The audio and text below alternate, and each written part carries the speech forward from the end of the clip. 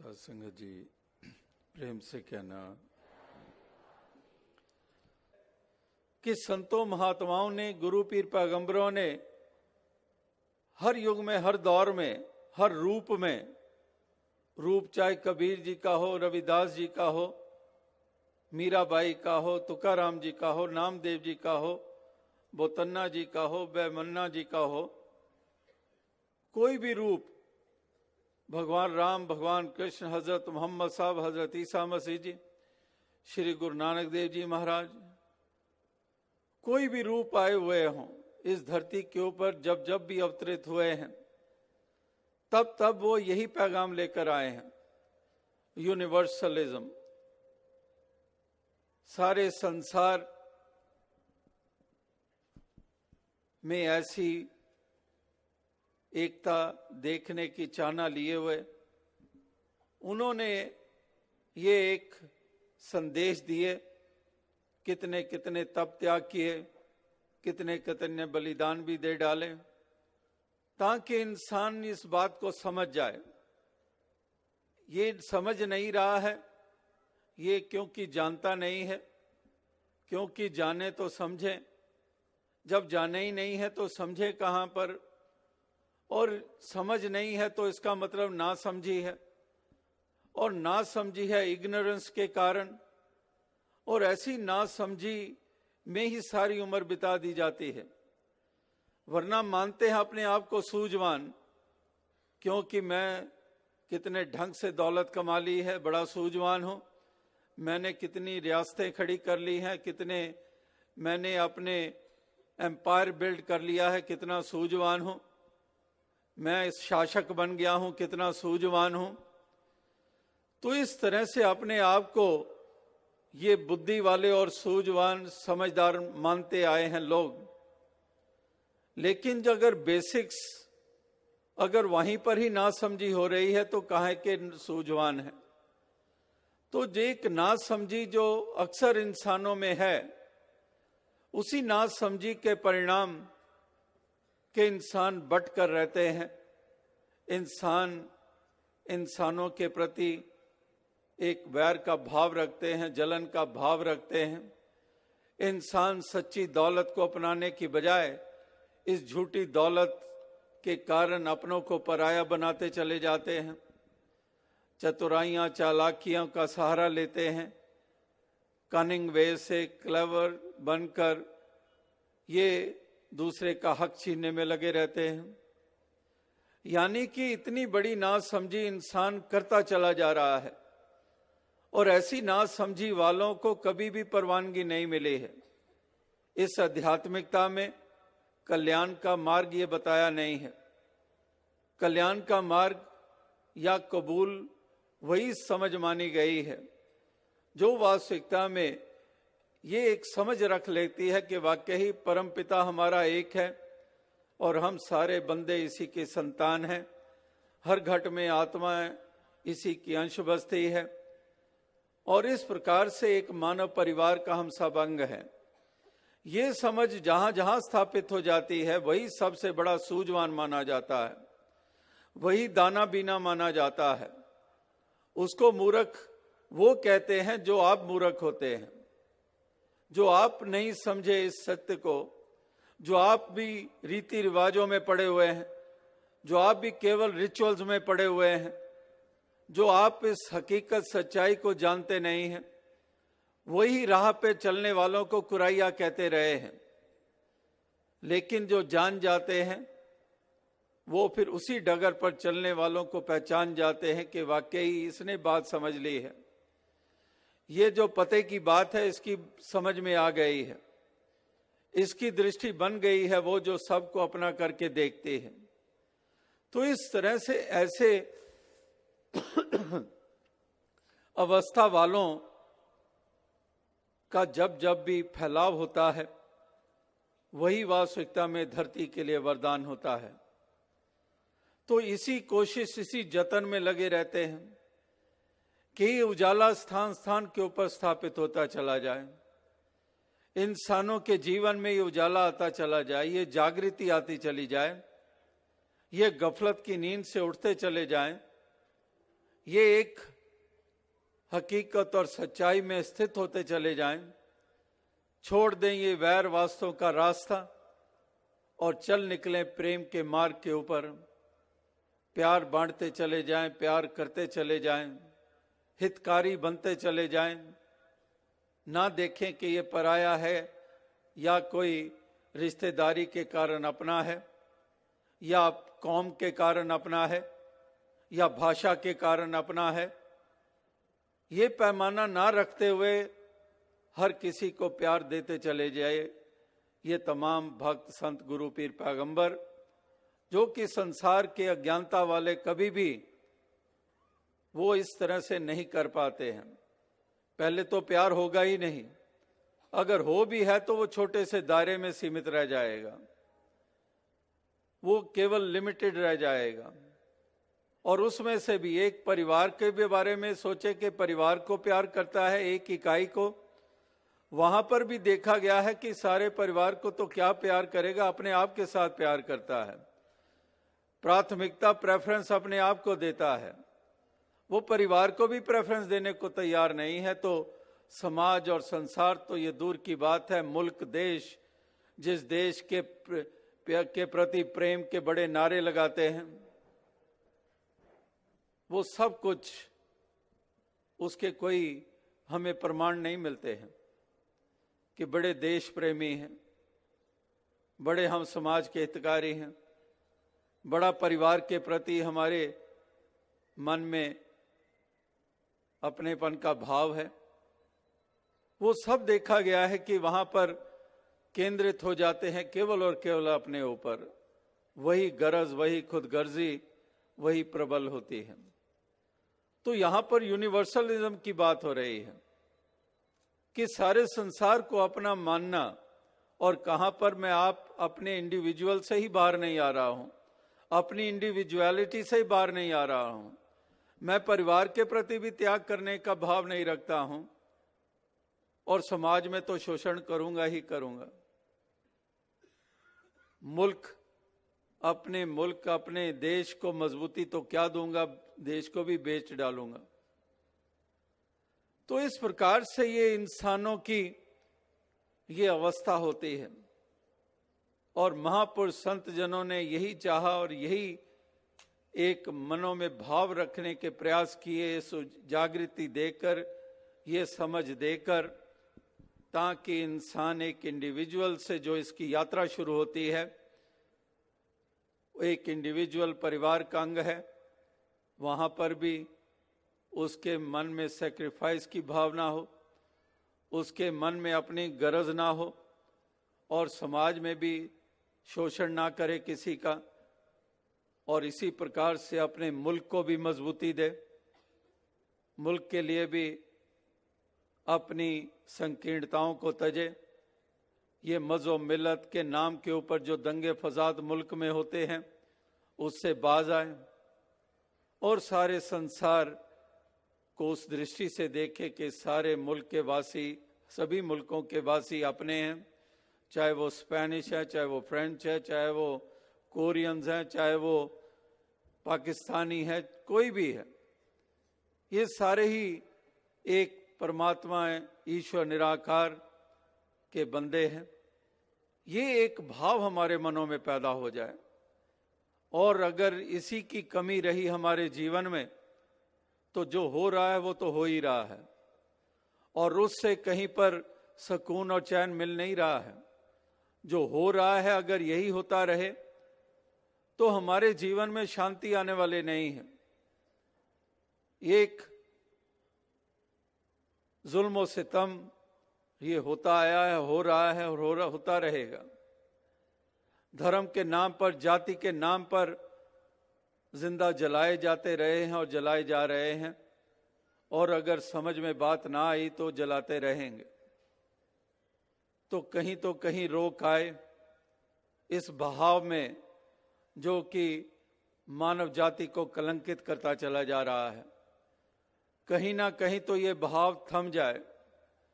जो बहाव ऐसा है जिस तरफ से जाता है, गुजरता है, जैसे बेकाबू कोई नदी होती है जिसमें कि इतने ज्यादा पानी आ जाता है और वो अपने बहाव में क्या क्या बहा के ले जाता है। उत्तराखंड में हमने देखा है, जहां जहां पर भी ऐसे बहाव आते हैं हमने देखा है, सब कुछ नष्ट करके आगे निकल जाते हैं। तो ये भी एक बहाव जो बह रहा है,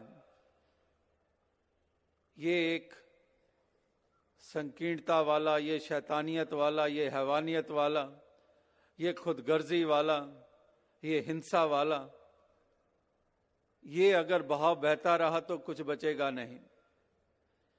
तो इसीलिए महापुरुष संत जन ये प्रयास करते आए हैं कि इंसानों को बात ये समझ में आ जाए कि अगर हम उसी रास्ते पे चलते रहे, उसमें अपना भी नुकसान है और औरों का भी हम नुकसान कर रहे हैं। और अगर बात समझ में आ गई तो अपना भी उद्धार कर लेंगे, औरों के लिए भी हम सुखदायी बन जाएंगे, औरों के लिए भी हम वरदान बन जाएंगे।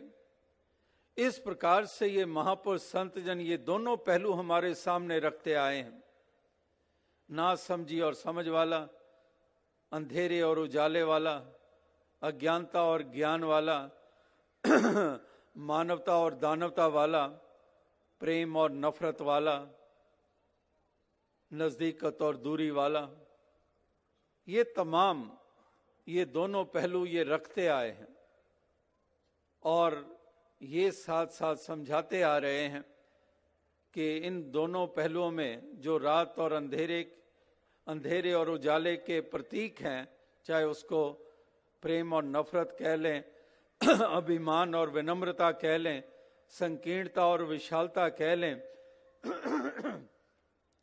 ये दोनों ही एक उजाले को रिप्रेजेंट करता है और एक अंधकार को रिप्रेजेंट करता है, नुमाइंदगी करता है।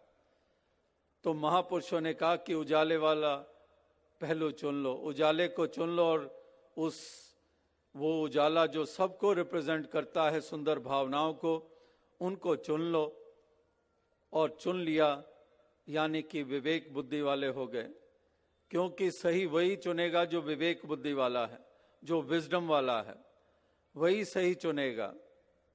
और जो जिसमें एक विजडम नहीं है, जो वाइज नहीं है, जिसको हम मूर्ख भी कह देते हैं, वो हमेशा गलत ही चुनेगा, वो गलत रास्ते पे ही चलेगा, वो अपना और औरों का नुकसान करता जाएगा और फिर भी नहीं समझेगा। तो इस तरह से महापुरुषों ने सुचेत किया हमें कि एक चॉइस, एक चुनना, वो हमने वही है जिसमें अपना और औरों का भला है। तो इसीलिए संत महात्मा ये संदेश ये दिए चले जा रहे हैं और युगों युगों से देते आए हैं, हर दौर में देते आए हैं, और आज भी उसी संदेश को, उसी पैगाम को ये दोहराया जा रहा है कि ये जो विपरीत भावनाएं हैं, इनके ऊपर विजय हासिल कर लो, ये तुम पे निर्भर करता है। हरियाणे शब्द के मायने थोड़ी देर पहले बताए गए, जो अपनी अपनी सभी इस प्रकार से जो जो उसको उस रूप में देखते हैं, उसका जिक्र करते हैं। तो यही सुनकर दास के मन में भी ध्यान आया ये हरियाणा शब्द, तो इसको इस रूप में ध्यान आया कि हर या ना, हरियाणा यानी कि हर ले जो अपनी विपरीत भावनाओं को, तुम पे निर्भर करता है हर या ना हर। तो हर या ना, इसको हर ले या ना हर। अगर नहीं हरेगा तो ये तुझे निगल जाएंगे,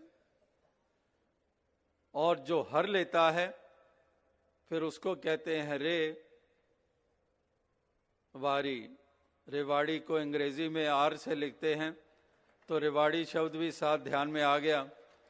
और वैसे भी कई उच्चारण करते हैं, कहीं पर किसी ना किसी जुबान से सुनने को मिल जाता है जब वो कहते हैं कि गड़म गड़म जलेबियां खा लो, तो इस प्रकार से वो ड़ भी आ गया, अगर अंग्रेजी का रेवाड़ी है तो यहाँ पर रेवाड़ी शब्द है वैसे इस जगह का नाम। तो दास ने उसी अंग्रेजी वाले शब्द जो आर से आता है रेवाड़ी, तो उसी से ध्यान आया कि जब हर लिया तो फिर उसके ऊपर ही ये वारी जाते हैं संत महात्मा भक्तजन।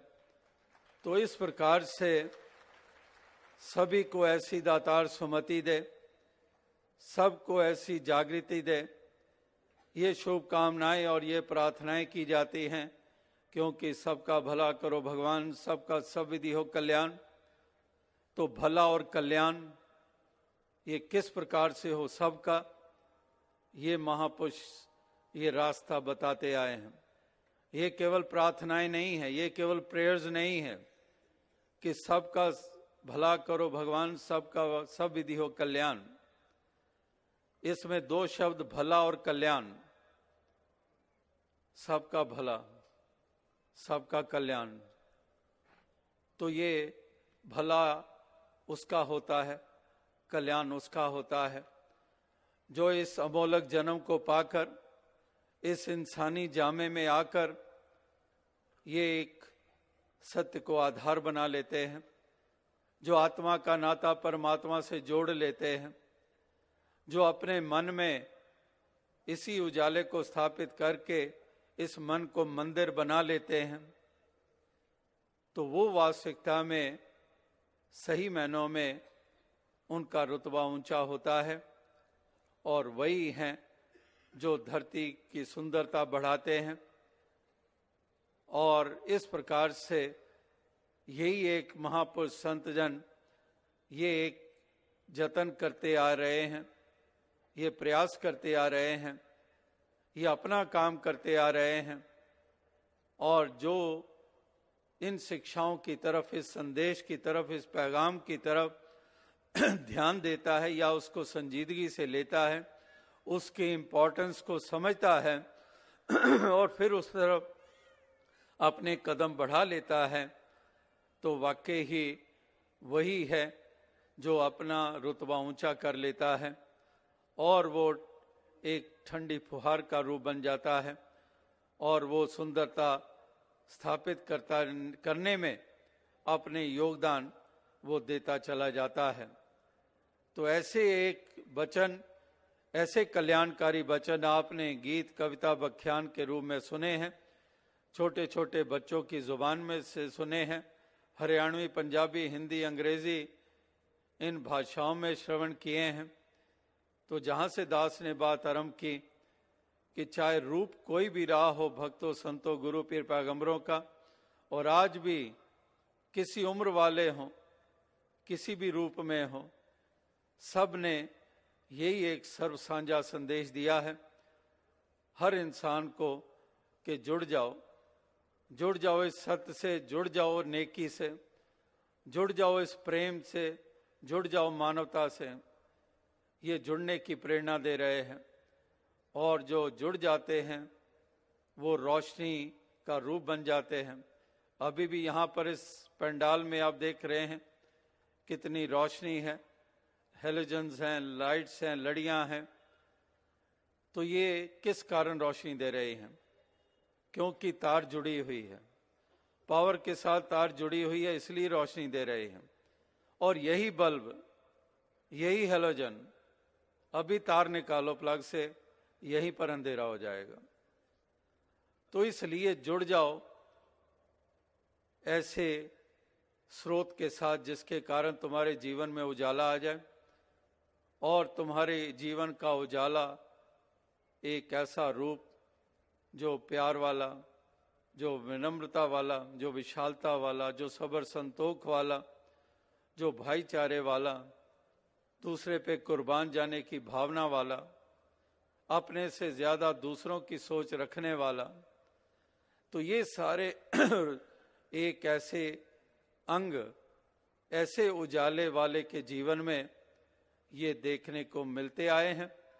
और यही अरदास कि ऐसे ही रूप ये बनते चले जाएं, इसमें फैलाव आता चला जाए, यही एक शुभकामना यही एक अरदास, यही एक प्रार्थना की जाती है। तो दास और अधिक शब्दों का सहारा ना लेता हुआ इन्हीं शब्दों से आपसे इजाज़त चाहेगा और खुशी जाहिर करेगा जो यहाँ पर आकर इस समागम में शामिल होकर आप सभी के इस विशाल रूप में दर्शन करके जो प्राप्त हुई है। ये प्रांतीय समागमों की लड़ी, जैसे दास ने कहा कि इस वर्ष में पहला प्रांतीय समागम महाराष्ट्र में हुआ जनवरी की 24 तारीख से लेकर 27 तारीख तक, और अभी यहाँ हरियाणा का प्रांतीय संत समागम, और आने वाले दिनों में अगले ही वीकेंड पे राजस्थान का संत समागम होने जा रहा है चित्तौड़गढ़ में। तो इसी प्रकार से ये समागम हो या यात्राएं हों, तो यही एक जतन और यही भाव रहता है कि संसार का उद्धार हो पाए, सभी ज्ञान के उजाले से युक्त हो पाएं, सारे मानवता की डगर पर चल निकलें। साथ संगत जी, धन्य का